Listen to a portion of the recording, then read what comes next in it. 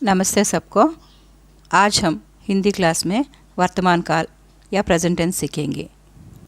मैं हूँ का मतलब है आई एम, तुम हो का मतलब यू आर, और आप है का मतलब यू आर। यह है वह है, he is she is it is. ये है वे है, he is they are these are those are. మనము ఇందాక చెప్పుకున్న పదాలు మే, హమ్, తుమ్, ఆప్, యహ, వహ, ఏ, వే మొదలైన పదాలు. ఈ పదాలన్నీ కూడా సర్వనామాలు. సర్వనామాలు అంటే నామవాచకానికి బదులుగా ఉపయోగించే పదాలు అన్నమాట. అంటే నామవాచకం అంటే పేర్లు సూచించేవి కదా, అంటే వస్తువు కానీ, ప్రదేశం కానీ, ఒక వ్యక్తి పేరు కానీ, ఊరు పేరు కానీ, ఇవన్నీ కూడా నామవాచకాలు కదా. ఒక వాక్యంలో ప్రతిసారి నామవాచకం ఉపయోగించలేం కదా. ఒకసారి పేరు చెప్పినా దానికి సంబంధించి అతడు, ఆమె, ఇది అని ఇలా ఉపయోగించి సెంటెన్స్ని అంటే ఒక వాక్యాన్ని పూర్తి చేస్తాం అనమాట. అదే సర్వనామం.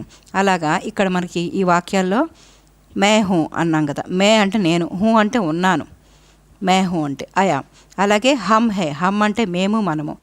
హై అనే క్రియను ఉపయోగిస్తాం ఇక్కడ సెంటెన్స్ చివరిలో. హమ్ వచ్చినప్పుడు హై అని, హై పైన చుక్క ఉంటుంది అనమాట. బహువచనానికి కానీ ఎక్కువ మంది వ్యక్తులు ఉన్నప్పుడు కానీ హై అంటాం అనమాట. హమ్ హై అంటే వీఆర్, మేము ఉన్నాము. అలాగే తుమ్ అంటే నీవు, హో అనే క్రియను ఉపయోగిస్తాం. ఇక్కడ తుమ్ వచ్చినప్పుడల్లా హో అనే క్రియను ఉపయోగిస్తాం. అంటే యు ఆర్, నువ్వు ఉన్నాము, నువ్వు ఉన్నావు అంటాము.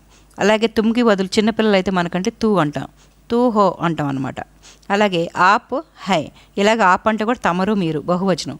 దీనికి కూడా హైకి చుక్క వస్తుంది, అంటే ముక్కుతో హై అంటాం అనమాట. యు ఆర్, మీరు ఉన్నారు అంటాం. అలాగే యహ అంటే దిస్, వహ అంటే దట్, అంటే యహ అంటే ఇది, వహ అంటే అది. యహో వహ అనేవి ఏకవచనాలే కాబట్టి అంటే అతడు, అది, ఇతడు, ఇది అనమాట. యహ అంటే ఇతడు, ఇది, వహ అంటే అతడు, అది అనమాట. వీటినే ఇంగ్లీష్లో he is, she is, it is అంటాం. ఏకవచనం కాబట్టి హై అంటే దీనికి చుక్క ఉండదు. సెంటెన్స్ చివరిలో ఉపయోగిస్తాము. సెంటెన్స్ చివర ఫుల్ స్టాప్ అంటే హిందీలో గీత పెడతాం అనమాట. అలాగే ఏ, వే, హై. ఏ అంటే యహకి ప్లోరల్ అనమాట, బహువచనం. అంటే ఇతను అనడానికి, వీరు దగ్గరలో ఉన్నదాన్ని సూచించడానికి ఉపయోగిస్తాం. అలాగే వహ అంటే అక్కడ దూరంగా, దేర్ అంటాం కదా ఇంగ్లీష్లో, అట్లాగా అక్కడ అనేదానికి వే అనేది ప్లోరల్ అనమాట. అందుకని ఏ, వే అనేవి ప్లోరల్ ఫామ్స్ అనమాట, అంటే బహువచనాలు. వారు ఉన్నారు, వీరు ఉన్నారు అని చెప్పడానికి ఉపయోగిస్తాం. అవే they are, these are, those are అనే పదాలు. ఇవి మనకి సర్వనామాలకు సంబంధించిన ప్రయోగాలు అన్నమాట. వీటికి మనము కొన్ని ఉదాహరణలు చూద్దాము. మే లడకా అన్నప్పుడు డాష్ అని పెట్టినప్పుడు మనకి హై కానీ, హూ కానీ, హో ఈ మూడిట్లో ఏదో వస్తుంది అన్నప్పుడు మే వచ్చినప్పుడు కంపల్సరీగా హూ వస్తుంది. అలాగే తుమ్ లడకే, ఇందాక చెప్పాం కదా, తుమ్ వచ్చినప్పుడల్లా హో వస్తుందని, తుమ్ లడకే హో. అలాగే హమ్ లడ్కియా, ఇక్కడ హమ్ అనేది బహువచనం కాబట్టి హైకి చుక్క వస్తుంది అనమాట, హమ్ లడ్కియా హై. అలాగే ఆప్ ఆద్మీ, తమరు అన్నప్పుడు అక్కడ కూడా ప్లోరల్ కాబట్టి హైకి చుక్క వస్తుంది, ఆప్ ఆద్మీ హై.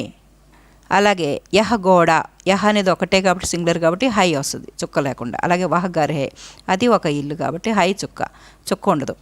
ఏ పేడ్, ఏ వచ్చింది కాబట్టి ప్లోరల్ ఫామ్ కాబట్టి హైకి చుక్క వస్తుంది. వే గాయే, ఇక్కడ వే అనేది ప్లోరల్ కాబట్టి ఆవులు కాబట్టి గాయే అంటే ఇక్కడ హైకి చుక్క వస్తుంది, వే గాయే హై.